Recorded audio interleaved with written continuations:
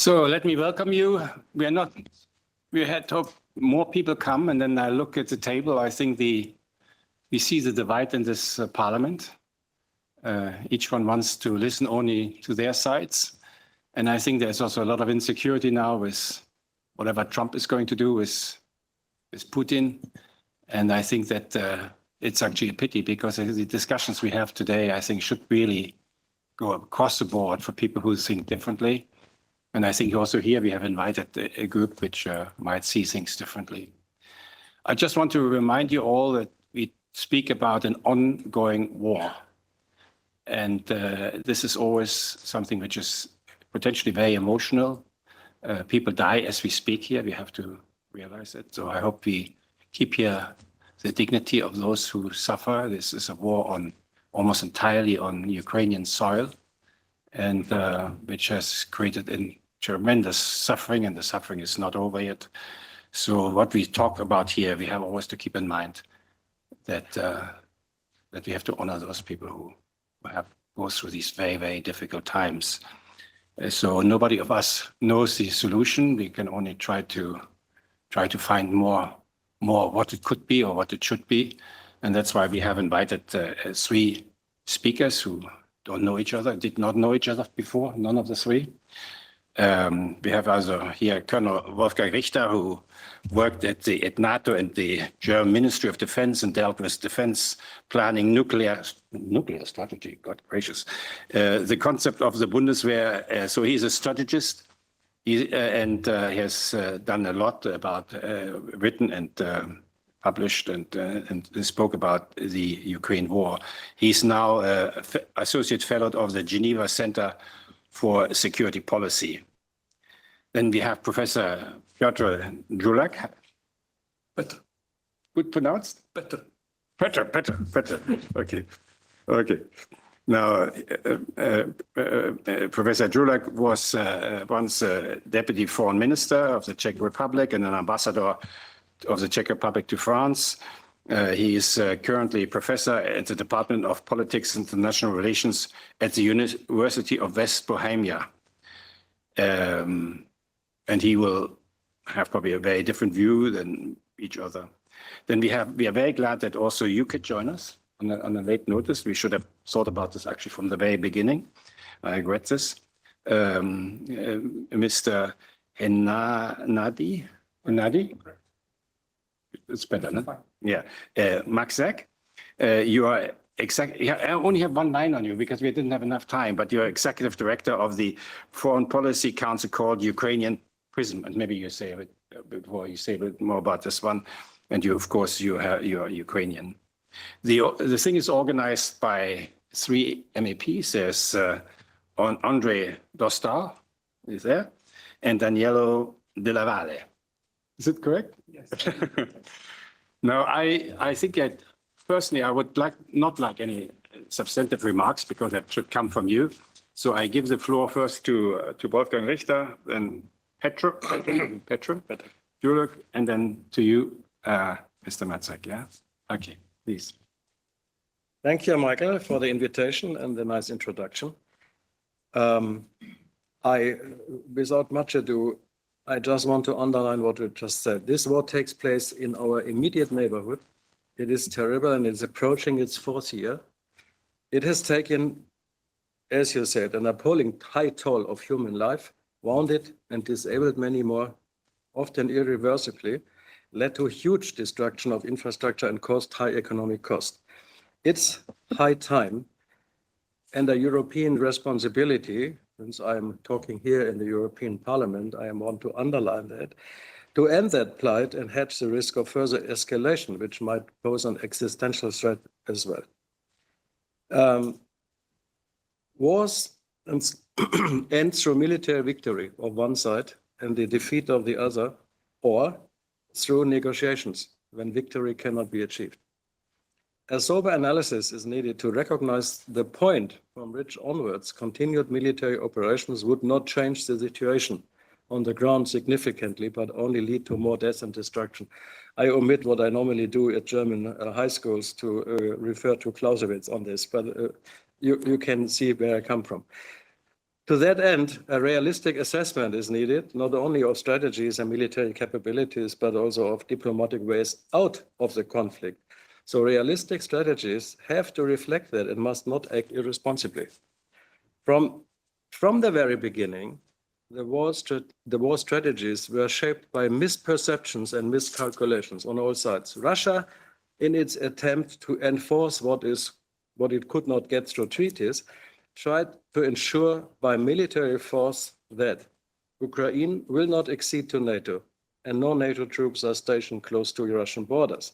It wanted to enforce political autonomy of the Donbass and referred in this to the Minsk agreements before the annexation at least. And third, secure a land connection to Crimea and Sevastopol, which was up to then the main basis for its Black Sea Fleet. Thereby, it wrongly assumed that the bulk of Ukrainians would not resist. That means the situation of 2014 would repeat when mainly volunteer battalions fought while 70% of the Ukrainian Black Sea Fleet personnel changed to the Russian side, including the commander. Counting also on collaboration in eastern Ukraine, they launched therefore a so-called special military operations, which huge personnel inferiority, which is astonishing for any military planner, of just 200,000 soldiers, while they succeeded quickly in the south, they met with stiff resistance in Donbass and the Kiev region, from where they retreated after milestones for a ceasefire had been negotiated.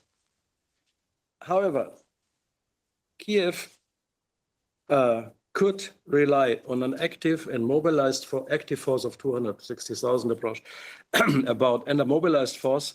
Very quickly, within 3 days, they reached almost 900,000 people. And they could also count, which is often underestimated in Europe, on the second strongest tank army in Europe. We always thought they would just fight on pickups and we have to give them some anti-tank weapons. In fact, if you compare the armory of Ukraine, at least 3 years ago, it was tremendous with more than 2,000 tanks, including in depots. When Russia faced, therefore, defeat in the Kharkiv region, Moscow then turned to partial mobilization and launched a bombing campaign against the Ukrainian energy and communication infrastructure. During the following 2 years, they managed to mobilize hundreds of thousands of fresh personnel, of which probably today around 600,000 are operating in Ukraine, but many more behind from the fleets and air force, etc. Also, Kiev was surprised to see the negative impact of large collaboration in the south, where Russian forces could advance quickly, a point that also President Zelensky made. More than 80,000 East Ukrainians have been fighting against Kiev.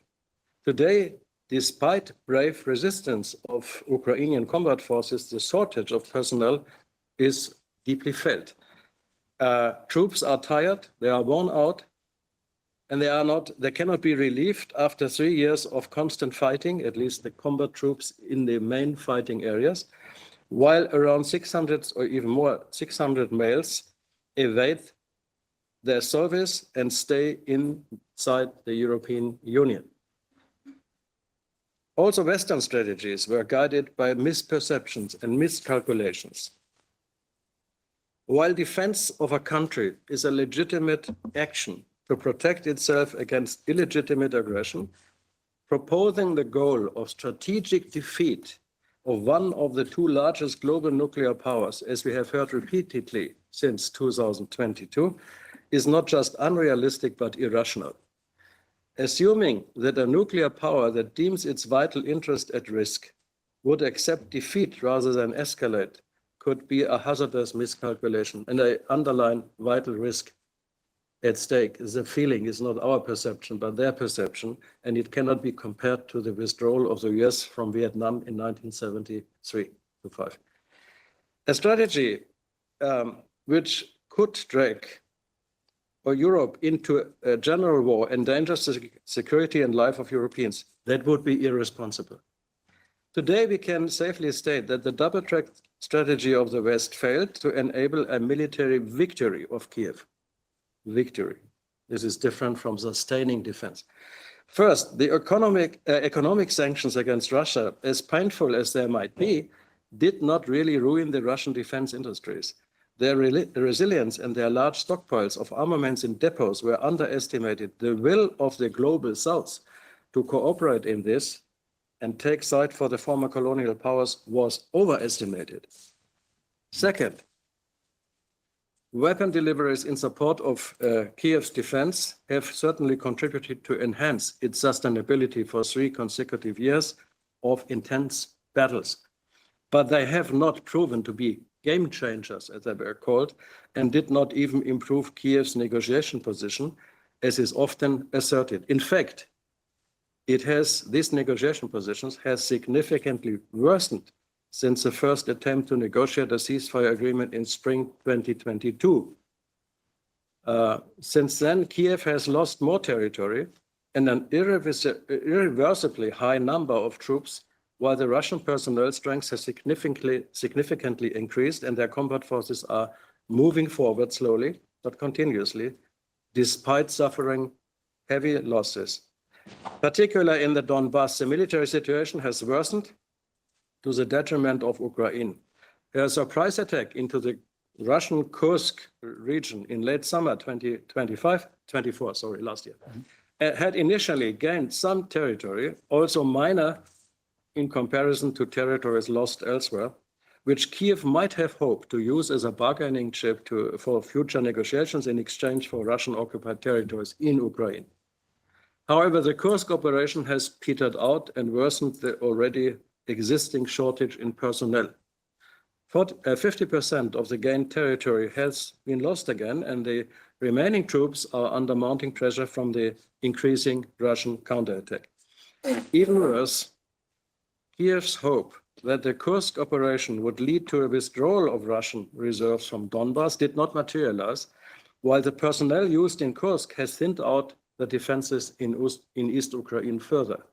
There, Russians are moving forward and are able to concentrate still more combat troops. I don't want to go into the details, but the terms which are, of course, familiar to you, Velika Novosilka, Chasiv Yar, Konstantinivka, Korets, etc. This is really the front line where at the moment the Ukrainians are losing. Ukrainian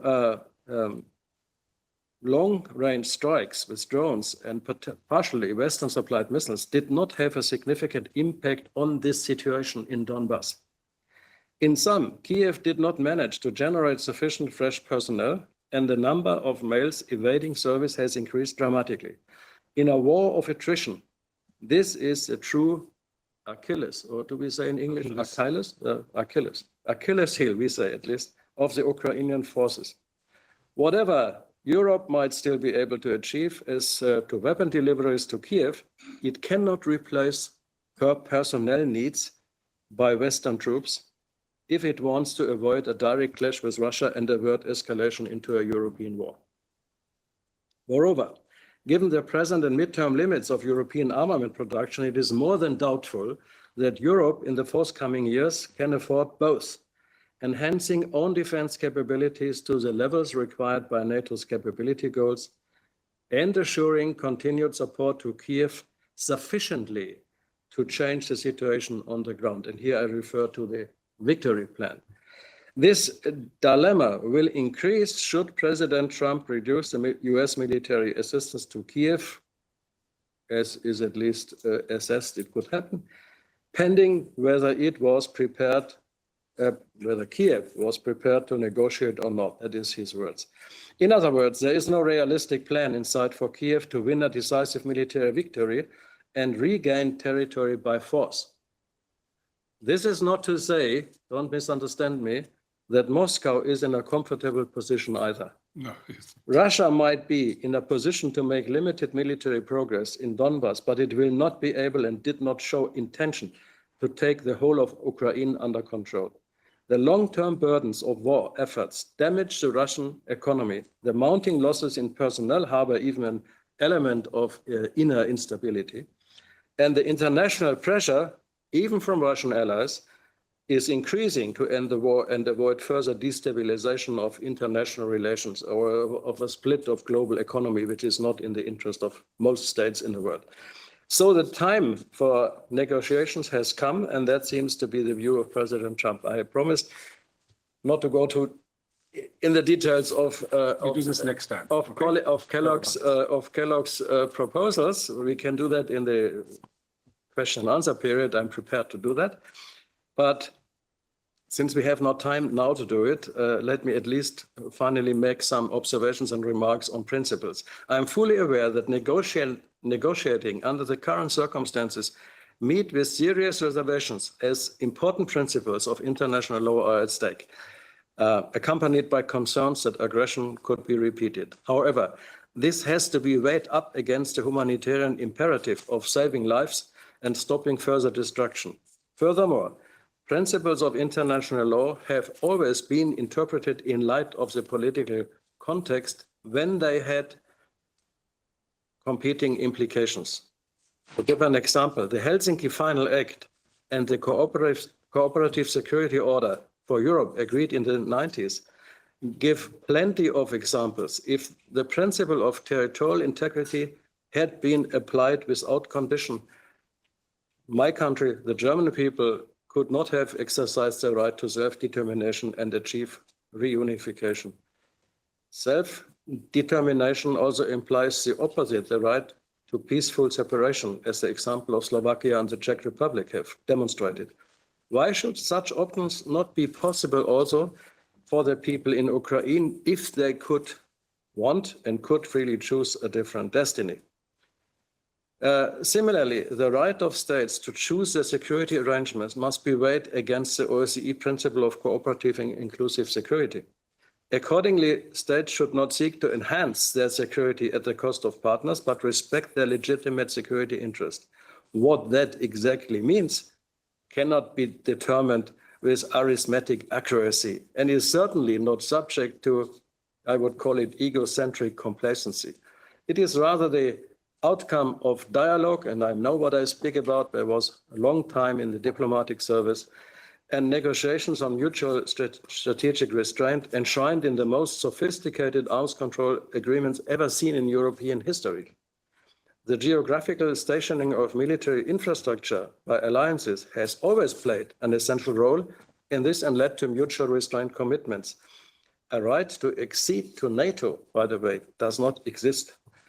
Achieving cooperative security required the will to respect, not necessarily to share, the risk perception of partners and accept compromises. Regrettably, almost all such instruments have unraveled during the past decades. Also, they had been labeled cornerstones of the European security. But when they eroded, not many states cared for the consequences. Thus, the agreed European security order collapsed and cooperation changed back to confrontation with existential threats on all sides. To be quite clear, this context does not justify aggression. I am probably at the end.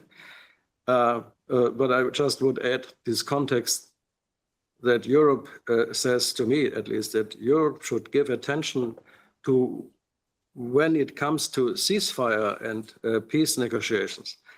In consequence, they must tackle a wider scope than just territorial questions between Moscow and Kiev.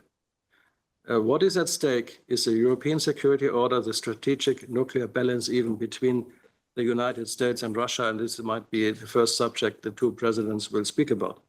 These are existential issues. Obviously, Kiev alone is not in a position to solve these questions. Therefore, a dialogue must be initiated foremost between Washington, Moscow, and European capitals. Of course, Kiev will have a particular role in this, where questions of national security are at stake. But Europe should be able to moderate and shape the process with a view to settle wider security issues instead of staying in opposition to dialogue. And to that end, I think we all have to turn to a more realistic approach. Thank you. Okay, thank you very much. With a more realistic approach applies particular to the European Parliament. Yeah. That is not to me to say. Thank you. Good afternoon, ladies and gentlemen. I would like to thank to Michael, Ondřej, and Danilo for organizing this important event. Because today we are here to reflect on the Ukrainian tragedy, because tragedy it is. I will structure my thought as follows. I will start with a brief chronology. Then I will look into the goals of the main actors. And then I will suggest or propose who are, in my analysis, the main winners and the main losers of the tragedy, because even this tragedy has winners. So let's start with the chronology. The first year to which is important is obviously 1991. In 1991, Soviet Union disintegrated and free sovereign Ukraine emerged and was recognized by everyone as such. It was recognized as a country which is sovereign, which is neutral, but also the country which recognizes special military rights to Russia in Crimea. That was clear from the very beginning. That's 1991. Then 2008. 2008 is important because in that year, the NATO convened a summit in Bucharest. And at this Bucharest summit, the doors were open to Ukraine for Ukrainian membership. They were half open. We will not go into detail now. Russia reacted immediately. It said it was not acceptable. And actually, in the years to come, not much happened. Because why has not happened that much? Because Ukraine changed its government. The government of 2008 was interested in joining NATO. The later government, which was led by the President Yanukovych, was not, because its priority was rather in the East rather than in the West. Then we have 2014, another important year. In 2014, a Russia-friendly President Yanukovych is overthrown. He is overthrown by the Maidan Revolution and to some extent by US-sponsored forces which were against him. What is the result? Pro-Western, US-sponsored anti-Russian governments comes into office. The Russian reaction, Russia immediately grabs Crimea and starts to foment the civil war in the eastern Ukraine. It's actually the start of the proxy war between Russia and the West. At that time, Russia is not directly involved. Russia is involved, but not directly. And the main battlefield is in Donbass, in the eastern Ukraine. And then we have 2022, and Russia's involvement becomes direct. Russia launches a special military operation with the stated goal of protecting Russian-speaking population, demilitarizing and denazifying Ukraine. So that was the last important milestone. Now let me say a few words about each player and what are these players driven by. I will start with the period before 2014, because since 2014, the motivations and the goals evolved. But before 2014, the motivations were as such. Russia. Russia was interested in a friendly government in Kiev, a government which would be friendly to Russian interests, which would respect all possible Russian interests. What were the main Russian interests? Strategic interests. Keeping military control of Crimea, not of the whole of Crimea, but of some important places in Crimea. And also absence of any hostile military forces in Ukrainian territory. So Russia in Crimea, no other militaries, no other nations' militaries on the Ukrainian territory. That was the clearly stated strategic interest. Then Russia had economic interests. We can summarize it as industrial partnerships, because much of Russian industry, much of Ukrainian industry were intertwined. These were common corporations which cooperated. So economic interests. And then cultural interest, or we can call it civilizational interests, the rights of Russian-speaking inhabitants of the eastern Ukraine. So that was basically, in sum, the Russian interest before 2014. Another important player is United States. What were the US interests in this region? United States were interested in pulling Ukraine to its orbit, to weaken Russia. Why? There was an important book by Brzezinski, which actually reflects this thinking, because Brzezinski argued, without Ukraine, Russia is no longer empire. Russia is no longer a strategic rival of the United States. So it's wise to get control of Ukraine. Ukraine should be on our side, not on Russian side. So that was the American strategic interest. Then Europe. What was European interests? Well, we speak about Europe. So there was not a single European interest. It was more complicated. You had at least two groups of countries. You had the countries which I call continental great powers. Continental great powers, who is it? France, Germany, Italy. These countries were interested in economic partnership with Russia and Ukraine. It's both of them. Trade, investment. And they were interested also in good relations with Russian President Putin. In 2003, 2004, they jointly opposed the war in Iraq. So that was one part of Europe. However, there was also the other part of Europe. I call it Atlanticist powers. Atlanticist powers. The UK, the Netherlands, Poland, and a bunch of smaller countries, like Czechia, the country I come from. What is their motivation with respect to Russia and Ukraine? Supporting US position. Do as much as possible to weaken Russia. That was a clearly stated goal of the Czech diplomacy, of other countries' diplomacy. However, it's not about Russia, USA, Europe. It's also about Asian great powers, China and India. What are their interests until 2014? Economic partnership with Russia and Ukraine, and strategic partnership with Russia. So having trade and investment with both Russia and Ukraine, and strategic ties with Russia. Why?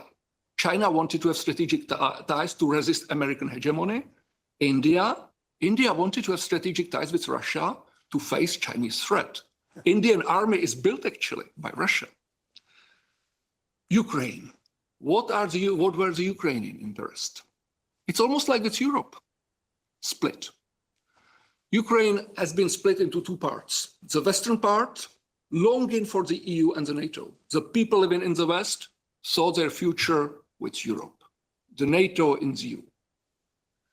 Then there was the eastern part.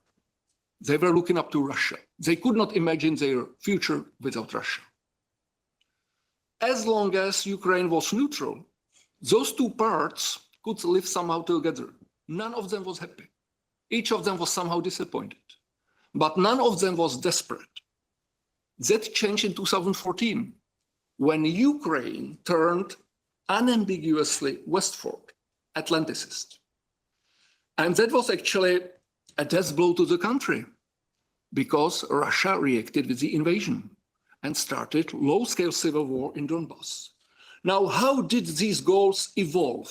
Where are we now? Since 2022, now we are 2025. So what are the Russian goals? It's no longer as it used to be. Today, Russia's goals are absorbing Russian-speaking parts of Ukraine.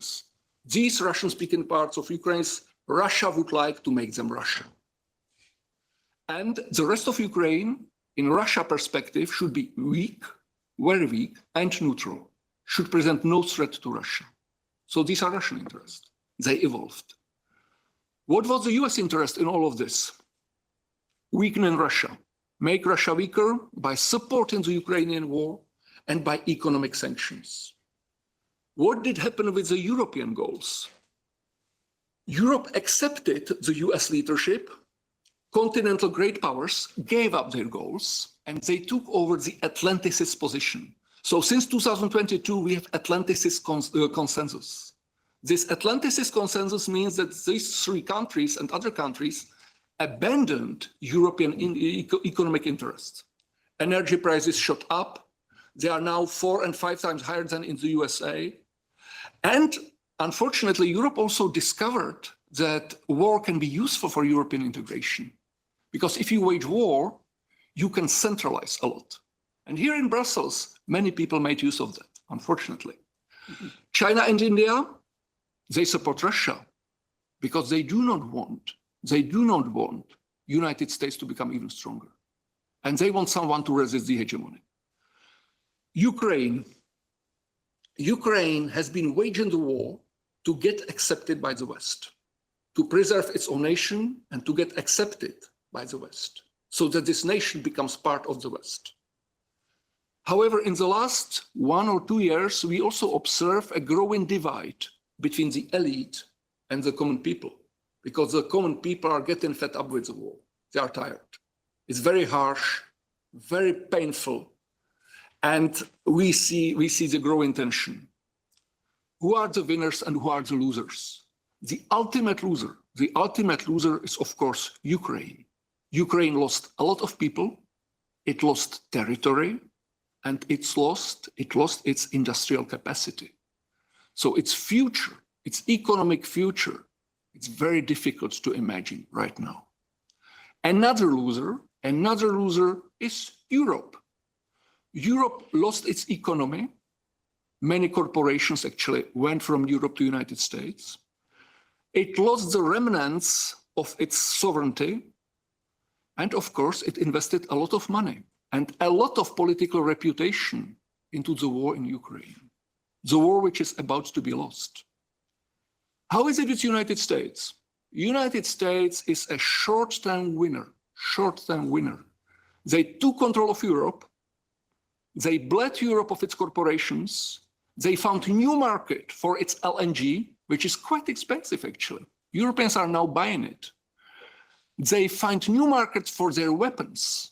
Europeans were reluctant to buy as many weapons as they are buying now. And they are also short-term winners because they imposed significant costs of war on Russia.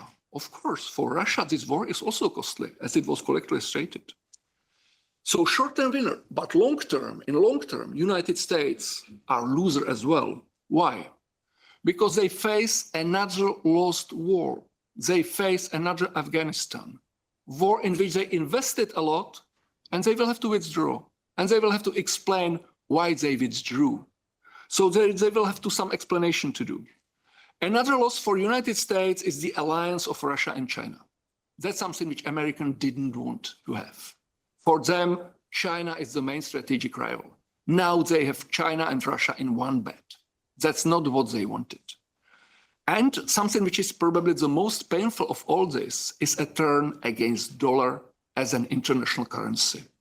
Because Americans used their currency as a geopolitical weapon. They confiscated Russian assets. What does it mean? It's not just about Russia. It's about all the countries which are on the collision course with the United States. Now they are afraid that the same will happen to them. So we now experienced a phased out escape from these assets. That's United States. What about Russia? Russia is undoubtedly short-term loser. They are losing in short term. Significant costs of war. I mean, this war costs a lot, not only money, but also people. So they lost. Nobody knows exactly how much they lost. The independent estimates talk about 100,000, not about 1 million, or as President Trump said. These numbers are really not based on any kind of reality, but even losing 100,000 of people in their young age, it's a serious loss, especially if you have demographic problems. They lost access to technologies because these sanctions actually prevented them from using technologies. But they are a long-term winner. In long term, Russia won actually. Why? Military victory in Ukraine. They will keep what they have, and they will get perhaps even more. It will depend on the negotiation. Then modernized and war-tested armed forces. Imagine armed forces, Russian armed forces in 2021. They were corrupt. They were inefficient. One of the things President Putin had to do was to make a total purge of these forces. Now, they are much more dangerous. They are much more threatening than they used to be. And of course, they formed new global partnerships. It's not just with China.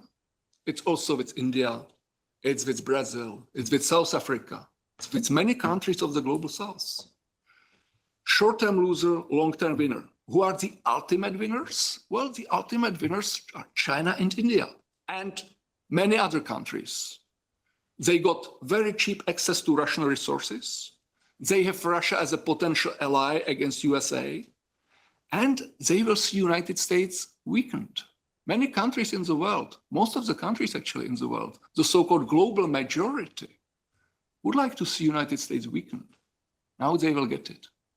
So when we talk about the tragedy, No doubt it's a tragedy for Ukraine, it's tragedy for Europe. I think ultimately it will be even tragedy for United States. The rest of the world may have a different perspective. Thank you.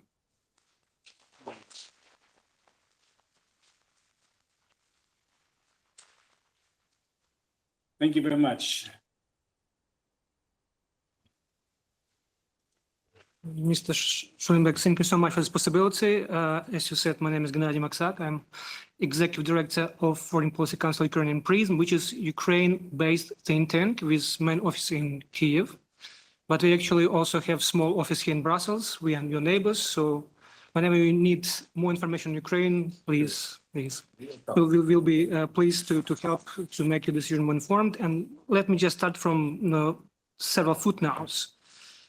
First of all, let me just convey words of appreciation to your states for the support you deliver to Ukraine. We appreciate and we see this solidarity as a main clause for value-based approach to order. Another point, it is very good that we have discussion in European Parliament, which is also one of the upholder of the value-based approaches. And I think this debate could just give another possibility to talk about situation in Ukraine. And thank you so much for dealing with Ukrainian issue, with Ukrainian clause, because we need to talk, we need to find answer to the questions which are still lingering. The questions you posed in your program have two dimensions: political situation and military situation. So, as political analyst, let me start from political side. And I would say that for many European partners, it is very important to understand how resilient. The camera is not You can see yourself on the screen.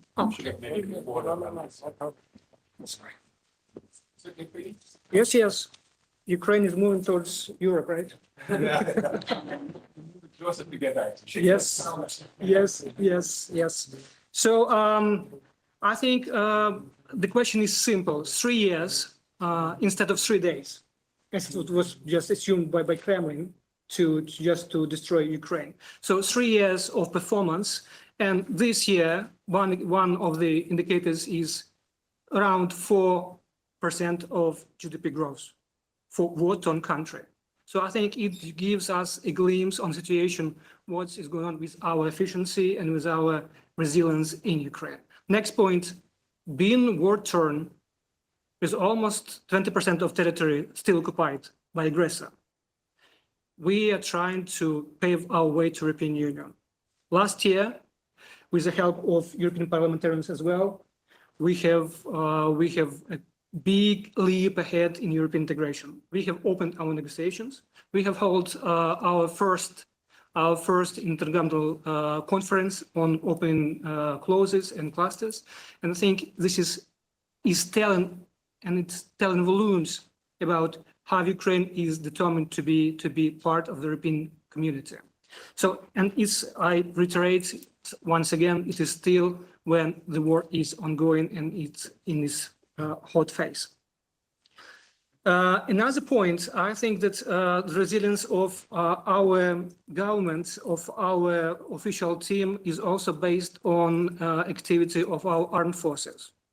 So to be economically viable, to be efficient as exporter, we needed sea route.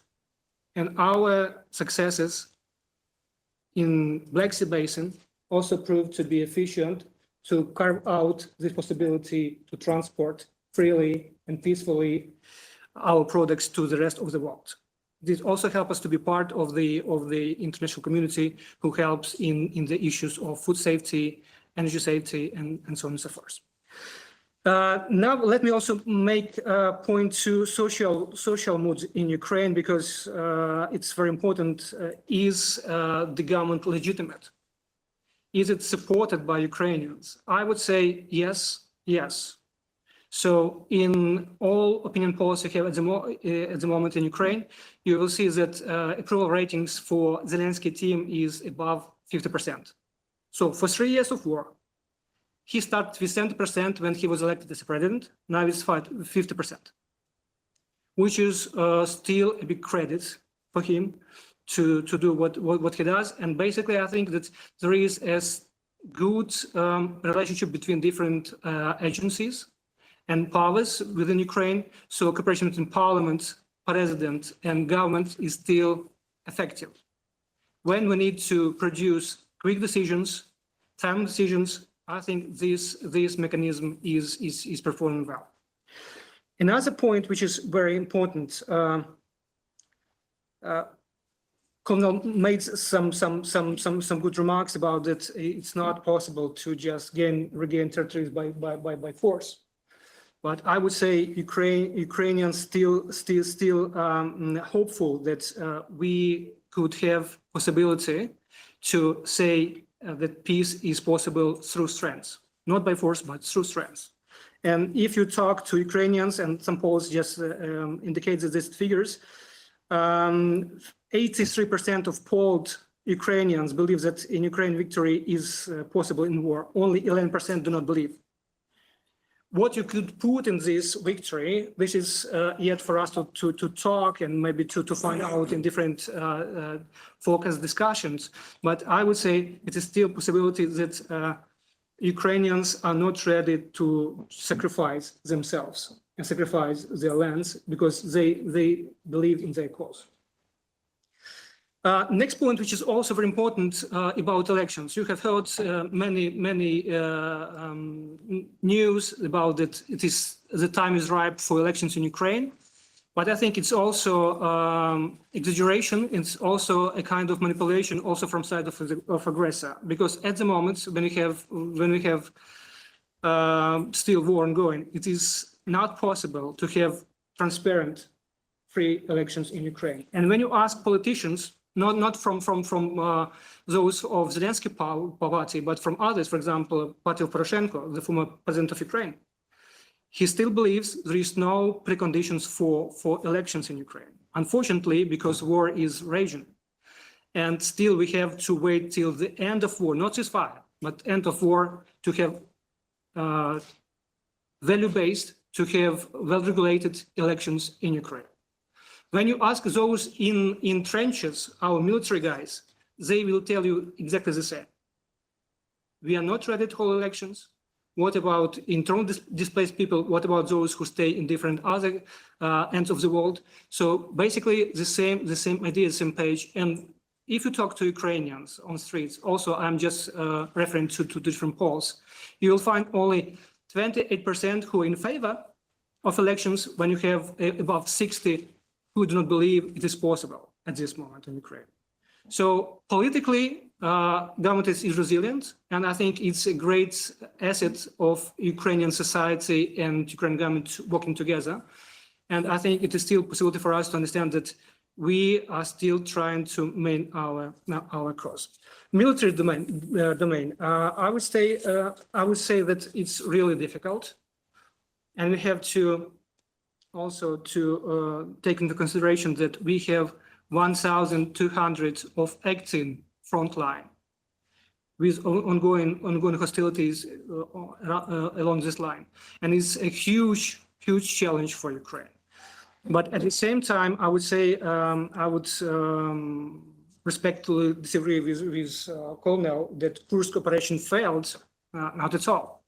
The aim of Kursk operation was just to distract Russian forces who were preparing their assault on Sumy region, which is one part of the northern Ukraine. Point number one. Point number two, now this operation still withdraws 60,000 troops of Russians from main territory, from the area of battlefield on the territory of Ukraine. So it is effective, and it still gives possibility us just to lessen the possibilities to attack on the main areas like Pokrovsk and many others you also mentioned in your report. Then you mentioned that there are two possibilities: victory or negotiation. We agree all that there is no possibility for victory at this moment for Ukraine, but still negotiation pledge, negotiation condition might be different. And at the moment, Ukraine doing its job, doing its part of joint burden in war of attrition.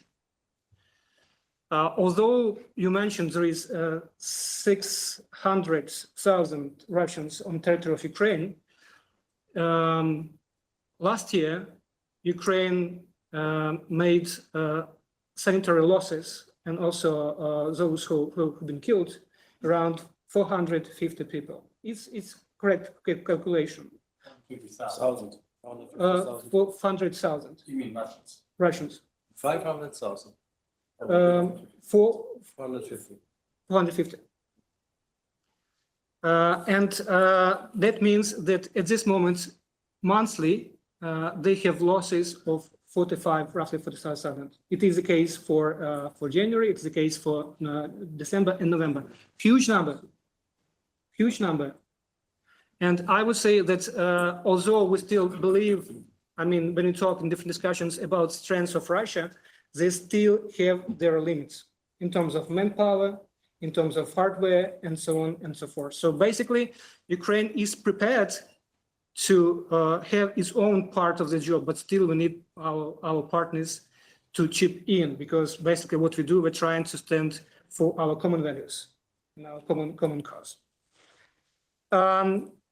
What is strategy? Basically, I think 3 points of the strategy which we may indicate at the moment. The first one, we have to protect our manpower, our soldiers on the battlefield. Situation is crucial in many parts, as already mentioned by my previous colleague speakers, that there are problems with manning some brigades, but basically I would say it's not that critical, that it is still possible for us to hold the line. Incrementally, they're trying to go, but I think we're still understanding they are not reaching their strategic goals, as they indicated from the very beginning in Donbass region. So basically, we are still trying to do that. So protect people.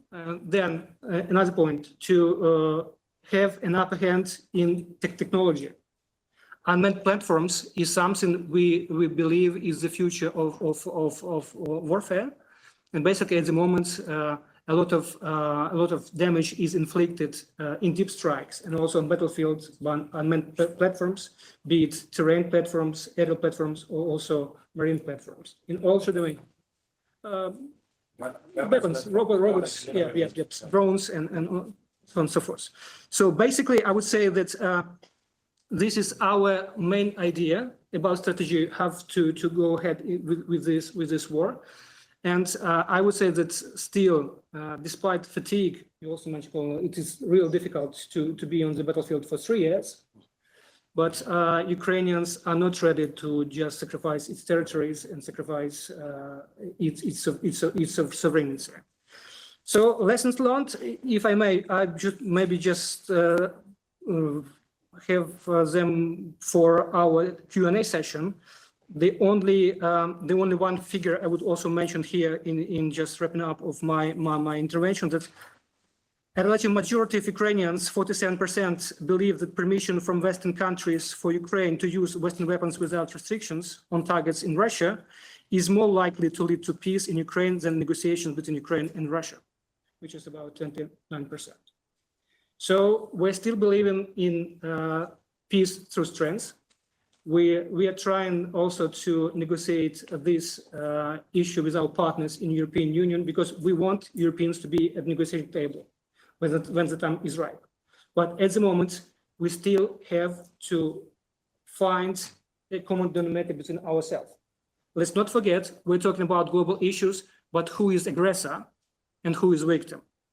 Trying to put on the scales aggressor and victim, I think this is not the right course. What Ukraine proposes, and I also was invited and instructed not to go in depth on negotiations, but basically, if you look into a peace formula, which is proposed by Ukraine, 10 points, all of these 10 points are part and parcel of UN Charter. And if you're talking about future order, future architecture, I think majority of the points related to the future architecture and to the proposal. So let's sit, let's think, and maybe try to find out what is our common challenge, but also common aim in this situation. Thank you. Yeah, thank you very much. It was a very interesting perspective. If you want to take it. Danielo, you wanted to say maybe a few things because you are the co-organizer of this whole thing, and then we do have the question answer. And that is for everybody can question. Also, people from your delegation could of course everybody. So let's first hear what you have to say, and then we go into questions.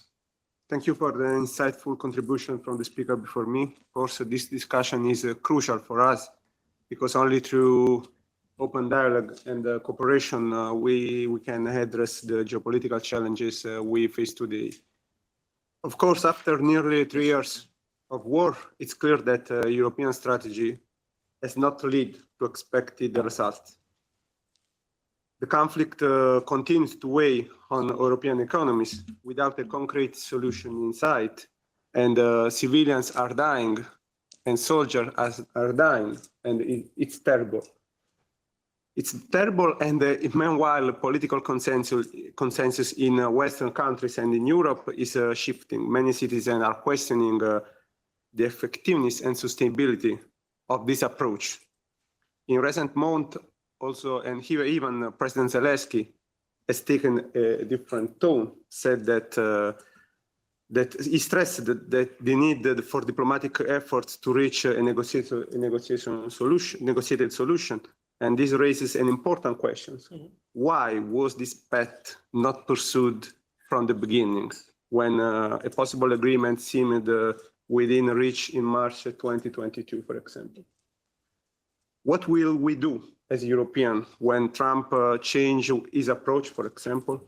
He might try to improve relations with Moscow while launching a trade war with China through tariff. And are we ready to sacrifice, for example, key industries like the German automotive sector, which is crucial for the Italian economy too, for example?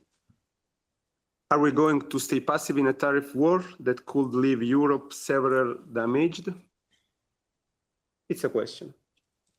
I believe we have a duty to speak to people and make them understand that the political class, both left and right, that has governed until now is responsible for this situation, of course. And European countries need to face this new multipolar world with a fresh mindset, for example, one that does not take for granted the dominance of one nation over others. Instead, we must build a new way of managing international relations based on cooperation and diplomacy. But the first necessary step is to break the ties of dependence that still blind European elites to other countries, thirsty other countries. And Europe, for us, has followed a strategy largely shaped by external interest. And now it must redefine its role on the international stage. With the return of Donald Trump to the White House, for example, the United States may shift its position, seeking a diplomatic solution to reduce its involvement. This scenario forces Europe to make a choice, continue on a path that has not delivered the real benefit for our citizens, or adopt a more independent policy focused on stability and security for its citizens. European leaders must act in the best interest of their people, prioritizing economic and social well-being. In an increasingly multipolar world, diplomacy and cooperation should take precedence over confrontation for us, and which risk further weakness our continent. Europeans need a new foreign policy vision, on one that puts its strategy interests first and strengthens its role in international relations. It's time for us for a serious debate on how to build a future of peace and security for our continent at first.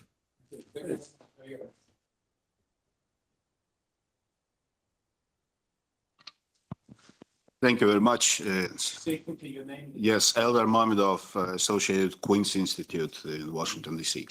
So thank you very much, first of all, for all the presentations. And I just would like to point out for the perspective that we are hearing more and more voices from Ukraine itself, which are advocating for a ceasefire. A few days ago, for example, there was an article published by none other than former press secretary of President Zelensky in the time, in which he makes a very clear case as a Ukrainian for the ceasefire. And it's not difficult to understand why, because what destroys Ukraine, its physical infrastructure, its people, its manpower today is the war. So, and therefore, it could be distasteful to make a deal at this point with Russia, because it cannot be a good deal for Ukraine. But I feel that the choice is not between good and bad, but between very bad and catastrophic. Because if the fight goes on, the trajectory of the war is very clear. You don't have to be military strategists to understand that in any war of attrition is the side that is bigger in size, with deeper, bigger strategic depth and more manpower, inevitably has advantage over the long term. And yet at the same time here in Europe, we have High Representative Kaja Kallas, we have the President of the Commission, Ursula von der Leyen, who seem to be completely tone deaf to these developments. And they keep talking about sending more weapons, sending more ammunition to Ukraine, not a word about peace. Talking about peace seems to be completely beyond the pale, at least among the mainstream parties in Europe. And that also takes place at a time when the Trump administration. You should actually. Yes, sorry. Yeah, and I just wanted to ask the speakers: do you think this growing divide between the reality on the ground and the statements and positions of European leaders could it actually lead to a real split at some point in the EU when it comes to Ukraine and this whole war situation?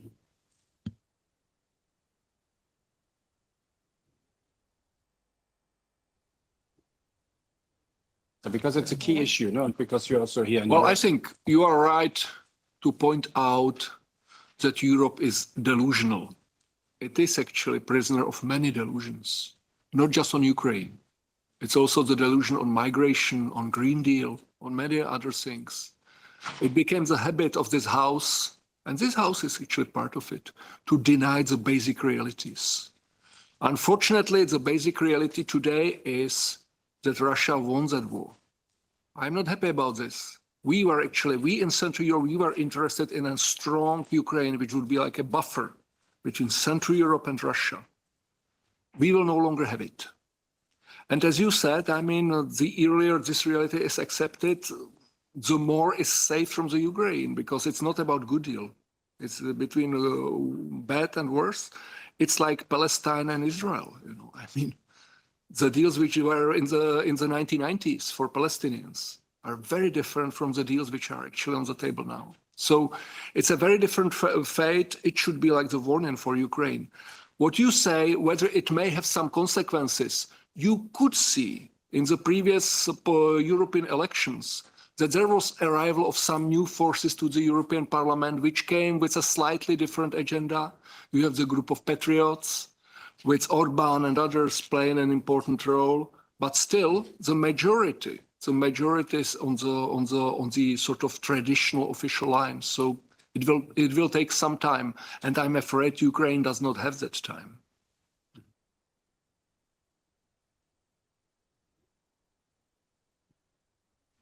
Yeah, that's on. Thank you for the question. Absolutely correct. I started out with a proposal to look for a more realistic strategy. I will just give you two examples. How can Europe cope with the threefold challenges that are up now? First, increase, if possible, if if I take it for granted what I hear from European Parliament leaders, increase our deliveries of weapons to Ukraine, at the same time increase our deliveries to our own national forces to meet NATO's increased defense goals, and do all that while Trump threatens to not completely withdraw, but at least he makes certain statements that he might not defend certain European countries that don't pay their bills, etc. We have heard all that. That means if the United States would not participate anymore in this huge delivery of weapons and economic help, how would Europe then cope with all of that alone, given the limitations we have seen? Next example, last year, in 2023, it was already that the Commission has promised to deliver 1 million rounds for artillery ammunition 155 to Ukraine within 1 year. And then I found out that the European industrial bases cannot cope with that. It is just not in that position because a market-oriented, privately organized armaments industry cannot switch on just because you push the button from a peacetime production to a wartime production. That takes years. It takes contracts. It takes the long-term perspective that for the next 10, 15 years, it's worth for the industries to hire new people, and there must be sophisticated, experts, not just any people, and to assure that you get the materials, the raw materials needed as high-value materials through the chain of which is globalized at the moment, which is going to be interrupted by new tariff and so on. Just to make it short, it is unrealistic. Europe will not cope with that. We have made attempts to start with it, but it will take years. And for Kiev, I would say, don't believe in everything what is promised, because make your own sober analysis of what is needed now and what is possible. And in this, when I say that, I also want to make one point, or at least a question to you. You said you are sure that the overwhelming majority of Ukrainians does not just support the president, but also support going on with the war. I wonder on which basis these polls are conducted. For example, Eastern Ukrainians obviously cannot participate in it. What's about all the other Ukrainians that have fled to Europe or to Russia? The UN tells us 2.7 million Ukrainians now live in Russia. So they're obviously also split there. And on which basis are these polls done? I would argue, I understand all your points, and probably if I would be in your shoes, I would make the same points. But I would argue for all of us, whether Europeans, Atlanticists, or continental powers, as you said before, or Ukrainians or others, that we look soberly and stop moralizing. It doesn't help. It doesn't help. Or even principles of international law, I try to allude to that, have always been interpreted in different ways, pending the context, the political context of the time. That applies for European states that have intervened a lot in the past 3-4 decades. The US even more. We know all that. And we should not then come from the moral high ground and divide the world in white and black. It is not white and black, it is gray. And it's too many states already have violated these rules and have taken their own interest in the forefront, which doesn't mean I want to justify that, but this is a reality. I'm just pleading for a realist approach. And if Kiev could do that, I think they could also come to the conclusion that the risks are too high not to start negotiations now. And not just because Trump said so, and not on the pressure of Trump. But it is in the very interest of the Ukraine. The negotiation position in 2022, somebody alluded to that, in March, was better than now. Much better. Much better. There were no additional territories annexed. The situation on the ground was better, military situation. And the demands of Russia were quite different, modest compared to what is now the case. So With that, I close. Maybe you can also answer these questions. Thank you so much. Thank you for your questions. Were very interesting, and I think that it's very good to debate with you as a military. You understand the situation on the ground when it comes to battlefields. But let me start from previous speakers, and I will try to put it in one question about when it started. Peter proposed it started in 1991 and then was 2008. But I would argue, let's not forget, we had 30 years anniversary of Budapest Memorandum, which was signed in 1994, when United States, Russia, France, Britain, China plead security assurances to Ukraine if something happens, if it will be conventional or other kind of offensive. And you know what? When Crimea happened, we tried to convene these consultations. Nobody came. After 2022, there was another plea from our side to convene. Nobody came. That's about ceasefires. We started with Minsk agreements in 2015. We had 200 consultations with Russians. We had 20 ceasefires, all failed. Because there is no trust in them, because their ultimate goal is to destroy Ukraine, not to make us neutral. Because otherwise, what the problem is with Finland? Finland is now NATO member, and Russia is okay, right? But in Ukraine, it's a different story, as I said. Yeah. So ceasefire is a different story. We would like to, and that's why Zelensky also mentioned, we would like to have this end of war, not only ceasefire, with clear security guarantees. That's what he said, and I believe security guarantees is what we failed in Budapest Memorandum, and what we failed in now. The only issue is Article 5 of NATO, but we're still far from that, right? What could be else to guarantee that nothing happens when we stop fighting? Because normal scenario for Russians, if we stop, if there is ceasefire, if there is freeze, they're just trying to train muscles for another assault. It's as simple as that. So, because nobody could prevent them from doing that again. And your countries and your intelligences also say you that maybe in 2030 there will be assault on some of NATO member states. So the possibility we would like to have this ceasefire also as a peace, but it should be just, justified. It should be just sustainable and long-lasting. 3 points. If there is on the table, we are going to negotiate. That's the point. And you mentioned about polls. I would say that these polls are conducted on controlled territories of Ukraine, talking to Ukrainians with all these samples, which are just according to the rules of sociologists. On military situation, we don't believe to full extent to our partners, unfortunately, because we have reality. We have 10% of pledged, which is delivered to Ukraine, 10%. And when partners try to appeal to us, okay, guys, the problem is with your manpower. Sorry, but if this manpower is not equipped, what is the reason to have more manpower? In Ukraine, we have 800,000 people in active combat. They could do active job, but still we need partners to do that, because in the end of the day, we are not fighting only for Ukraine. We are fighting for the same values as you are. That's why we're talking about this in European Parliament. So this one point. And if US fails, if something happens, 40% of defense production is already domestically in Ukraine. Although at 2022, it was 0. It was destroyed by Russia.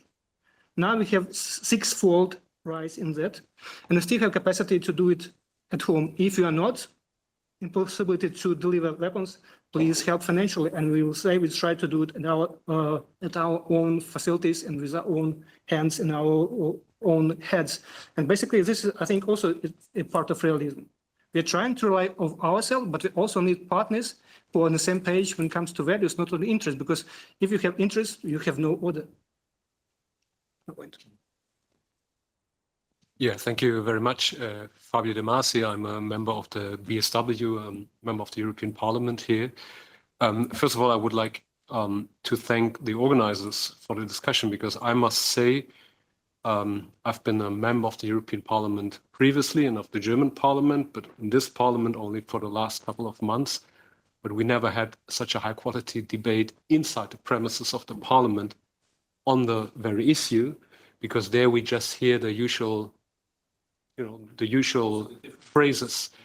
And I really would like to thank also Ukrainian interlocutor for being here, because this is already a huge step forward. If I think about the debate in Germany, the kind of like disputes we had even with the Ukrainian ambassador in Germany, and the kind of mutual accusations that didn't help a sober debate on the war. And I really do think that this is a war that was also very much fought in the information area. We can see it in the social media and the impact on the media reporting.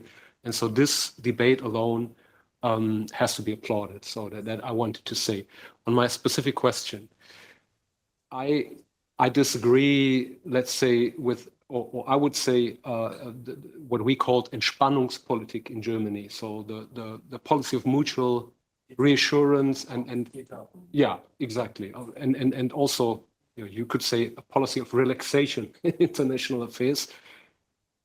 It has been attacked tremendously in the last 2 years in Germany, but I think it has actually been proven right, because if we think about the result of not wanting to discuss, like in 2021, which was confirmed by the former NATO General Secretary in the European Parliament, a NATO perspective for Ukraine, like not want to discuss, not pursue a NATO perspective for Ukraine, has led now to a tremendous destruction of your country, tremendous loss of life and infrastructure, a huge economic dependence. And I would like to put the question to the interlocutors. I mean, even if we were to agree with your assessment,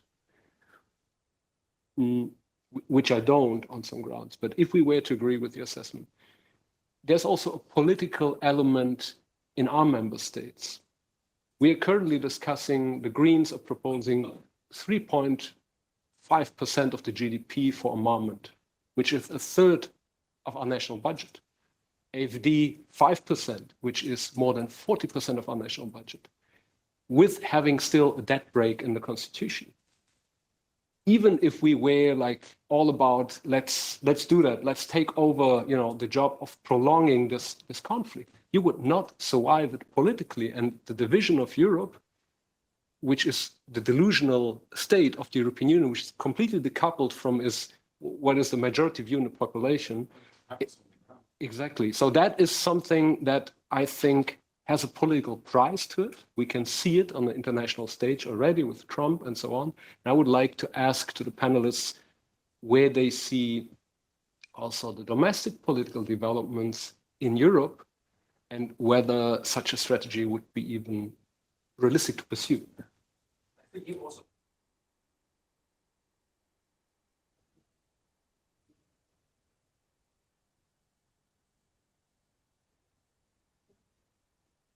Thank you for this question. And basically, I think that for all these 3 years, Ukraine has been struggling to accommodate different political realities in different countries and member states. That's why I understand the position of, we do not understand, but we acknowledge the position of Hungary. We acknowledge the position of other member states like Slovakia, which we just took just recently. But I would say this also evolves in our cooperation. That's why we understand that we cannot rely fully on big clubs like European Union or NATO. But at the same time, we are looking for those willing states, which have willing state, coalition of willing, those who want to support. For example, in Rammstein group, you have 50 plus, 53 or something like that. And you have also small coalitions, 8 coalitions with 20 states, with 16 states. So these states who want to go ahead and see possibility politically in the country, because constituency might differ in different member states. So that is our approach, because we see our interests as well to survive, to be sovereign, and to be part of the European community. But we're doing the utmost from our side, and we're looking for partners. But you are. We also see the limits of political consensus in some member states. Sometimes maybe it's not easy to draw decision on NATO from Berlin. But sometimes I think it is still possible for us at this moment to have air defense, which is also crucial for our civilians not to be killed by Russians. That's also the possibility. So we're looking also for limits of possible within this constellation of political forces in relevant countries within the European Union and other partners.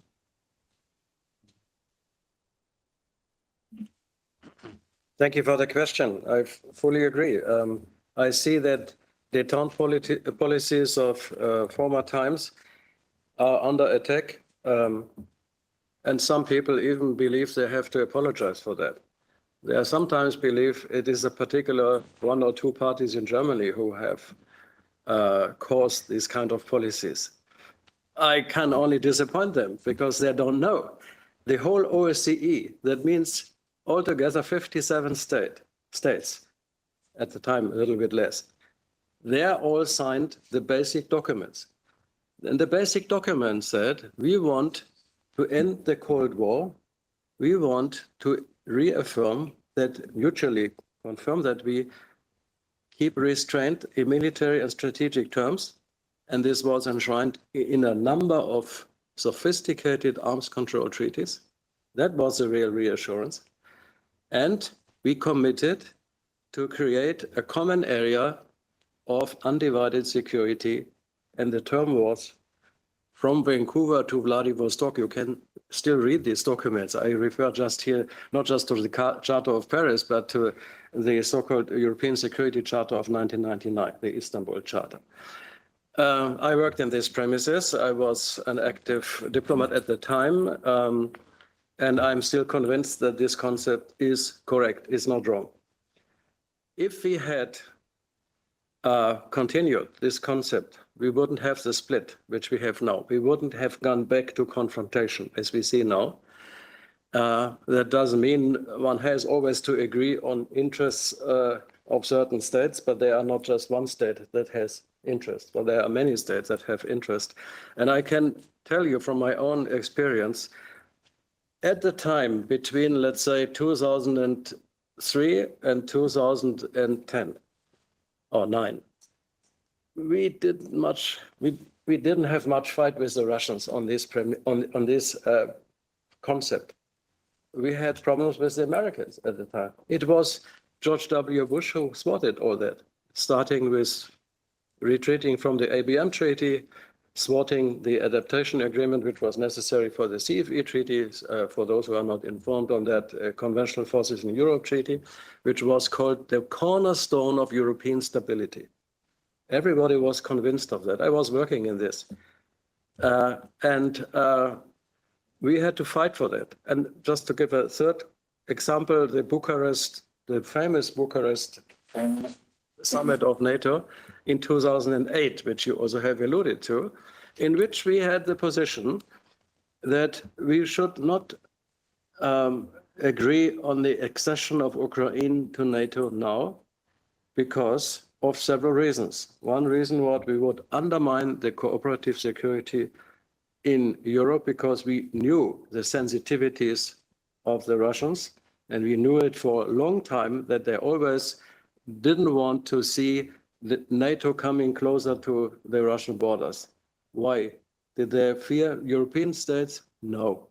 But with NATO comes the nuclear power US.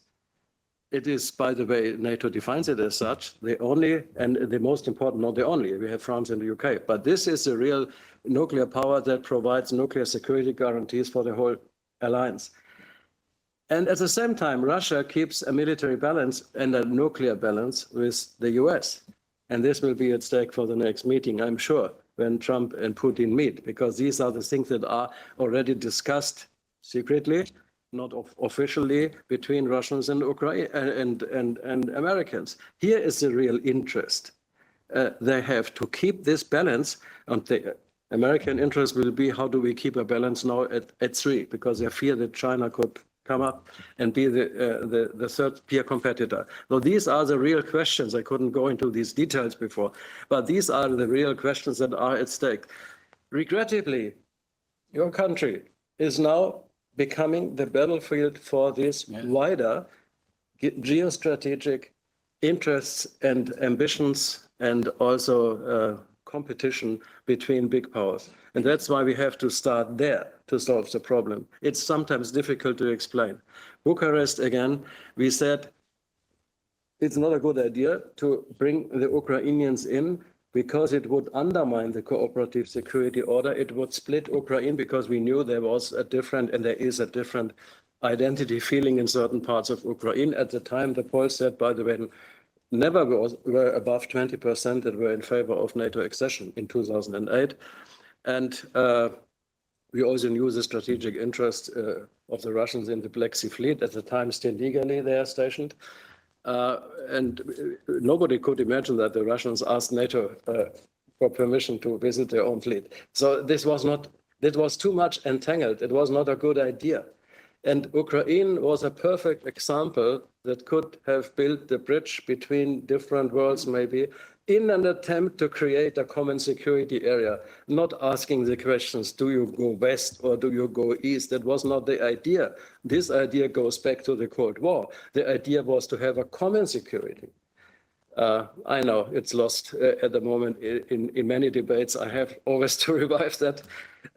I think it's not wrong, and we should think hard about what we can do to keep regain stability in future. I don't mean just going back to the past. That's not possible. But similar principles one can apply, and this is also a principle: mutual assured security. These principles are applied always when there are Russian and American interests at stake. What is the basis for example, New START? What is the future for that?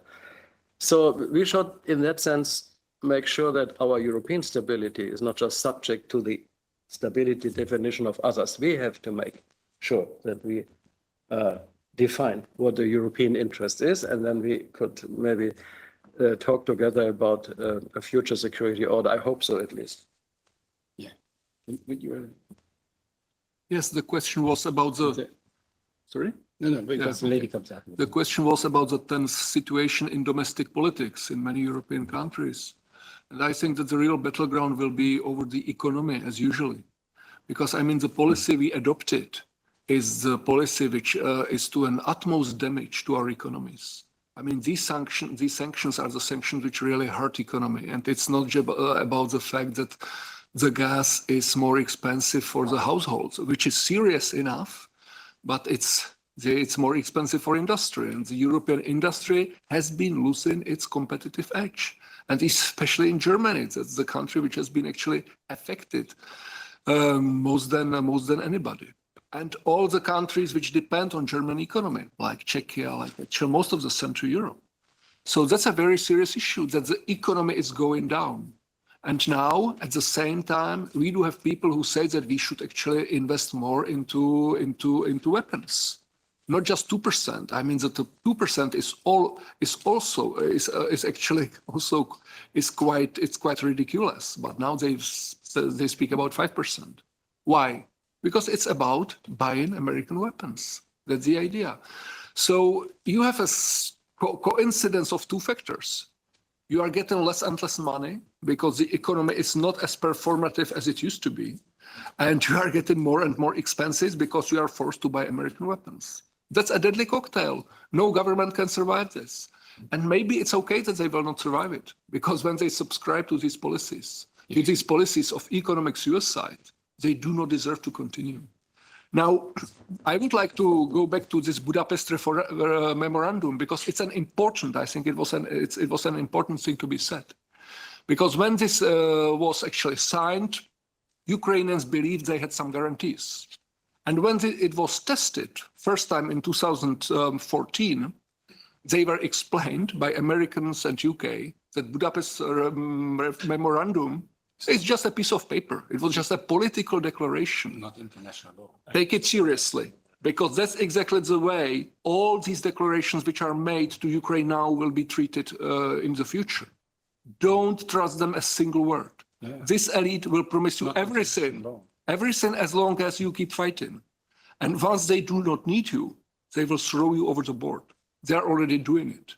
So it's a sad story, but that's how they proceed. Okay. You wanted to say On the about the Buda- nuclear memorandum? the Budapest memorandum. First, we should say there was an interest of the US and the other 4 permanent members of the UN Security Council.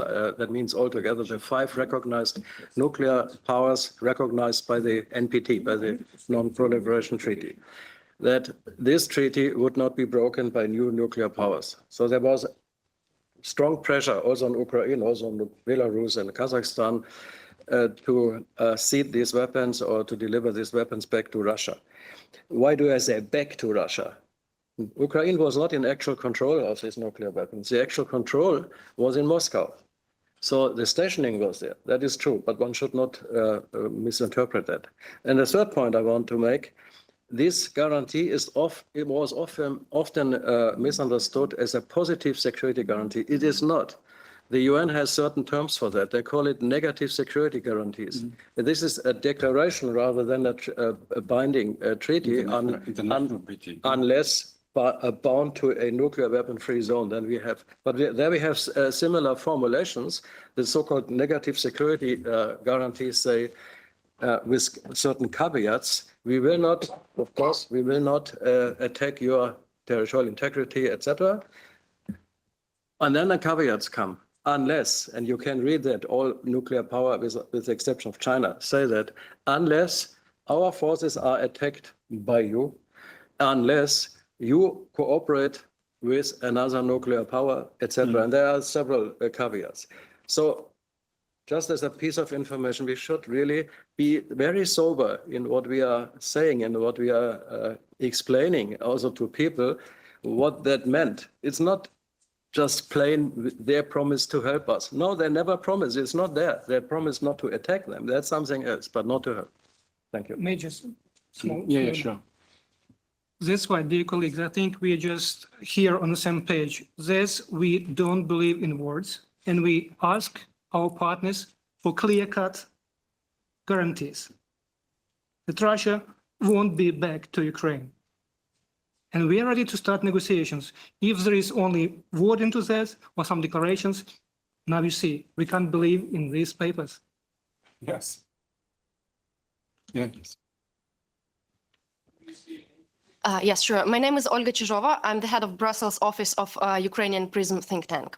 And I focus on countering foreign information manipulation and interference, FIMI, that is called in EU. And that's why I think that words really matter and terminology really matters.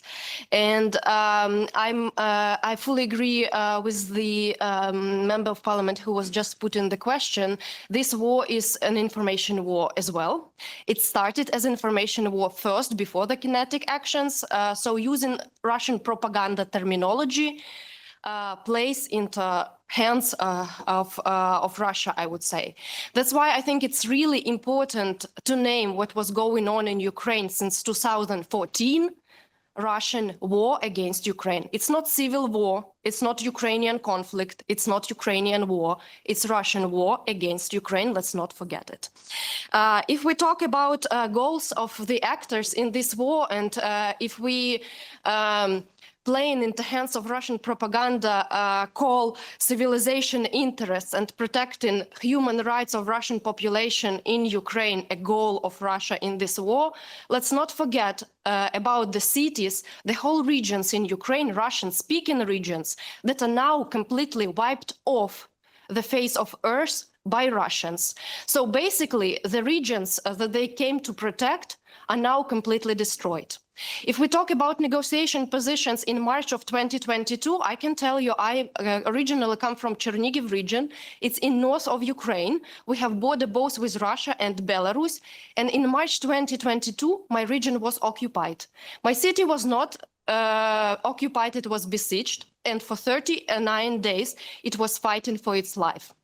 Colonel was saying about the second largest tank army in Europe. Yes, but approaching my city, there was a line, just imagine, 37 kilometers consecutively of tanks and armored vehicles, 37 kilometers moving to our city. And we had, listen, 21 tanks defending our city.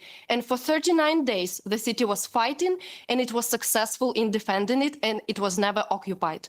Why I'm saying it? Because we were fighting in this situation. Ukrainians was fighting. It did not prevent us from fighting. Ukrainians are fighting despite our allies and our friends are providing us only 10% of what they have promised in deliveries of weapons. And we will not stop fighting. Why? Not because we are not realistic, not because our basic reality is different from what you see from here, but our basic reality is understanding and the major misperceptions that some Europeans might still have, that Russian goals are to protect some human rights or to make Ukraine weaker or to get control over some part of the territories. No, we understand that Russian goal is not to have Ukraine as a sovereign and independent state. That's why we have no other choice but to fight and come to the negotiation table with stronger position. It's a statement. And my question is, yes, and the question is very, very fast. The question, Colonel said that we are now making choice between humanitarian mission of saving lives and protecting rule-based international law, international order. If we are now making this choice in favor of saving lives rather than protecting international order, who will be the next to give these lives? Whose country will be the next? I know that it's not the question for Italy or maybe not Germany, that they are further away from Russian borders, but maybe Czech Republic feels it more urgently. Thank you. Thank you for the question. I agree with you. We should be cautious with terminology, but not one-sided. Of course, I understand your position, and when I would come from this region, probably I would have said the same. But I'm an analyst from a little bit more outside. I have some experience in international relations and some military experience and strategy, so I try to combine that, and I come to different conclusions. I hope you don't mind that this is the case. That there is no internal war in Ukraine is just not true. It's not factual true. In 2014, 16,000 Ukrainian sailors, led by the commander of the Ukrainian Navy, changed side to the Black Sea Fleet of the Russians. They still are there, as far as they're still alive. So 35,000 participants or soldiers of the so-called First and Second Army Corps of Luhansk and Donetsk fight from the beginning against Russia. These are not Russians, they are, against Kiev. They are not Russians, at least not according to the constitution of Kiev, of the Ukraine, but they are Ukrainians, but they fight against Kiev. In the meantime, more than 30,000 reserve people have been mobilized. So if you add these figures, that's why I said before, we have to calculate, nobody knows it exactly, but that around 80,000 people in the meantime fight against Kiev. And they are Eastern Ukrainians, or wherever they come from, Southern Ukraine, but this is a fact. Then to say we are United Nations and there is no problem is even defies what Zelensky said. Zelensky had said clearly we have a big problem with collaboration, but to cope with it doesn't. I mean, this is also my question to the order after a war. If the victory could be gained, which is unrealistic, but let's take it. What would you do with all the populations tending to the Russian side? 2.7 million people are now living in Russia, they're Ukrainians. All these people I just have alluded to are fighting. Then there are all these officials, mayors, police people, etc., that are under attack by the Ukrainian intelligence service because they are fight collaborators. And they are even proud to say it and to tell it. And I regularly read Ukrainian news, don't mind, also military news. So please, also that is an unrealistic statement. So we have to be clear on that. That doesn't mean I want to now undermine international law. That's not the case. As a realist, I know that there is always a tension between these principles of international law and the interest of states. That is a fact, whether we like it or not. And in particular, big powers tend to give priority to the interest, while the smaller powers want to give priority to the principles and rules because they have no other might, no other power to go through. That's why the powers or states like Austria, Switzerland, Norway, and many others are always in the forefront of improving international law. That is, so to speak, one side of the two-pronged approach, having principles on the one side, but also rely on certain defenses. So nobody would deprive Ukraine from the right to defend itself. That is not the point here. The point here is whether strategies are rational, whether strategies are realistic, that still think that Kiev could gain victory to improve the negotiation position. That doesn't speak against sustaining defense, by the way. There's a difference. But if we agree that this is an unrealistic proposal, why do we then continue with that strategies and do not propose something else? Why? And the question could also, of course, be also one to Kiev. Why did they not agree on the compared to today's situation, relative moderate proposals of March 2022? The war could have been over within weeks, and the stipulations were much better than what you have to expect today. And here starts my position that we have to be more realistic in our analysis.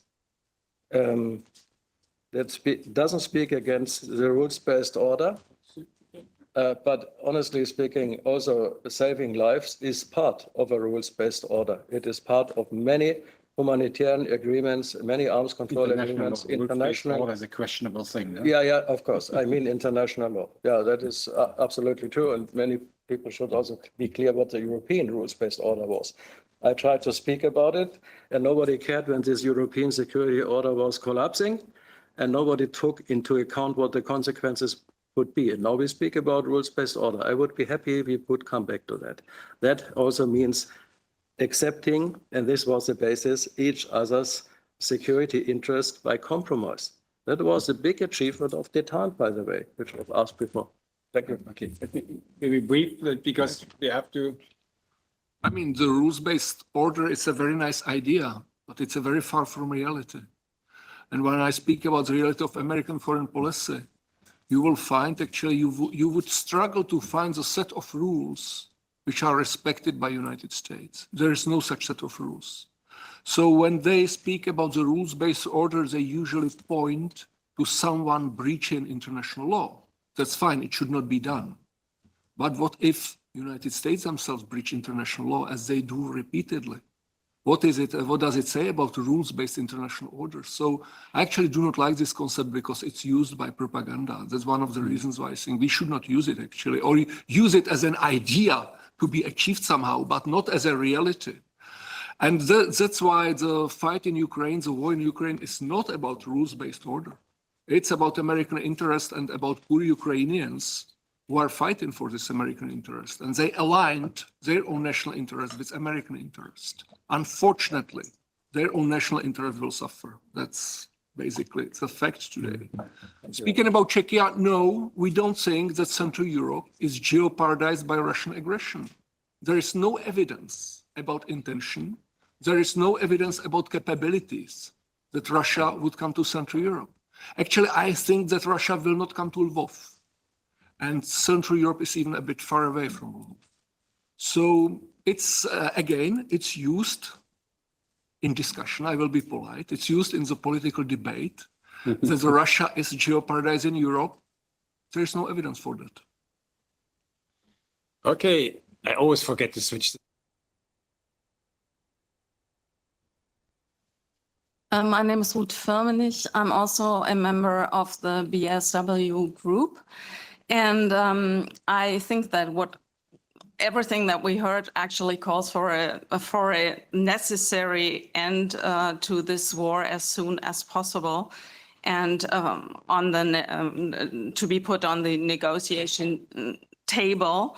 And the question that I would like to focus on, because I think it has not been dealt with to this point really, is the economic cost of the entire conflict. We have been talking about the heavy toll it has on both Ukraine, on also Russia, of course, on the loss of human life, and also for the European economy. And the colleague from Ukraine, I'm sorry, I forgot your name, was focusing on the fact that you see Ukraine's future as part of the European Union. And of course, the decision has been taken to start a negotiation process and to have Ukraine have a candidate status. And my question would be, how would you envision a European Union membership of Ukraine, given the fact that Europe, the EU is actually, the economy of the EU is going downhill. The cost of the war is tremendous, and the support that Ukraine has actually been given by the European Union is not only the military support, it's also a lot of other means that are going into taking care of the refugees and taking care of the social situation in Ukraine and all of that. So how would you, how does this work together in a call for a continuation of the war in Ukraine, given the fact that you actually want to be a part of the European Union? You would have to rely heavily on European money in order to actually achieve this goal. And how would an economic basis in the future could actually work with an ongoing war?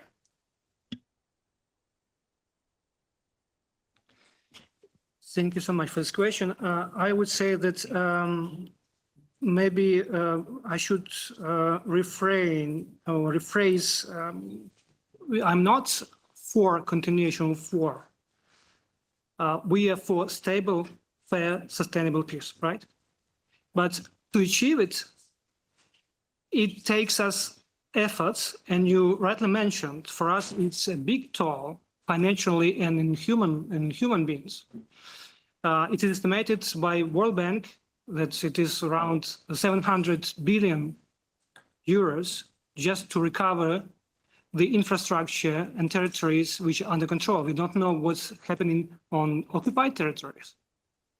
So it's a huge toll, but the issue is in our appeal that this damage should be covered by Russia, aggressor, who did that. You have sovereign assets of Russia which are frozen in your countries.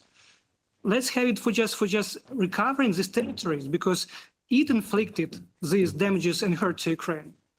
About European future, I think that we are not only consumer of your security and your welfare, we also contributor.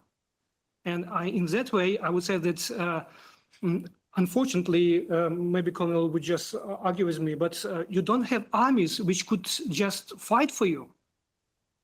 You don't have.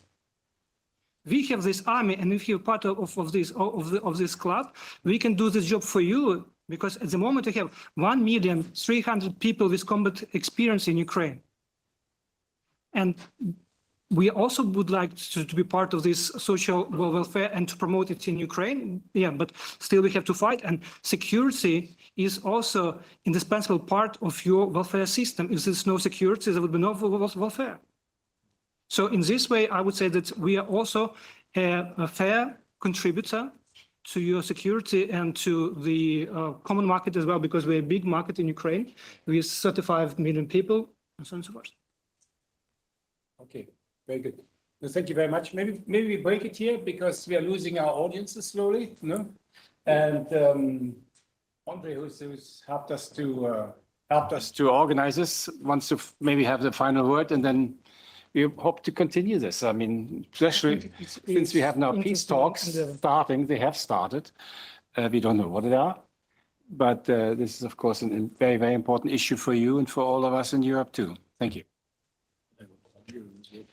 Ladies and gentlemen, it's been an honor for me to be co-host of this debate, and I thank all the speakers for their input. Please allow me to say a few remarks. As a left-wing politician, I evaluate the objective results of policy making from the point of view of a common citizen, because common citizens are important. Let me here remind a story of an old man who was addressed by the passport officer, where were you born and where did you live? And he told, well, I was born in Hungary, then I lived in Czechoslovakia, then as far as I remember, I lived for a short time in Hungary, then in Soviet Union, then in Ukraine. And the passport officer asked him, well, you traveled a lot. And the old man replied, no, I never moved from Uzhhorod.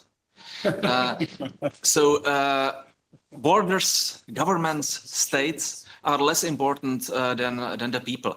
And it's the common people, the workers and farmers, not politicians or investors or businessmen who bear the full cost of failed statesmanships, who die in wars where the politicians and their families are usually spared and the investors get rich. From this viewpoint, the objective results of the policy making of past decades is utmost tragedy. Hundreds of thousands of people died. The infrastructure built by their fathers was destroyed, and the war debts will be paid for decades by their sons. This is a very sad story I took from today's debate, that the war does not create a solution, military solution to the current situation doesn't exist. There are no winners. Ukraine, EU or Russia, they are not winners, but they are to more or lesser extent losers. Here we are in February 2025, and we need to do something about this. We promised our voters peace and prosperity. I am not satisfied that our Slavic brothers are attriting, let's say correctly, killing each other. I'm not satisfied that they are destroying each other's factories, power plants, pipelines, dams, and homes. I'm not also satisfied that as a representative of Czech people, we are paying part of costs of this unnecessary war. In my opinion, we should not look backward, but forward. As in many long wars, it is less important who started the war than who will actually finish it. This is our job now. True victory from the point of view of both Ukrainians and EU people and Russians is to replace war with peace, conflict with cooperation, and destruction with reconstruction. This can come, in my opinion, only from a renewed Euro-Asian economic cooperation. This is, in my opinion, the only good option for all the three of these, Ukraine, Russia, and European Union. It might seem impossible now, but I think it is not impossible. It only asks us not to behave like Twitter politicians, but like statesmen. This informative debate, this respect we showed to each other is a good, albeit small example, and I thank once again for that. Let me finish with a quote from a source that we all acknowledge as a part of our culture. Blessed are the peacemakers, for they will be called children of God. Thank you.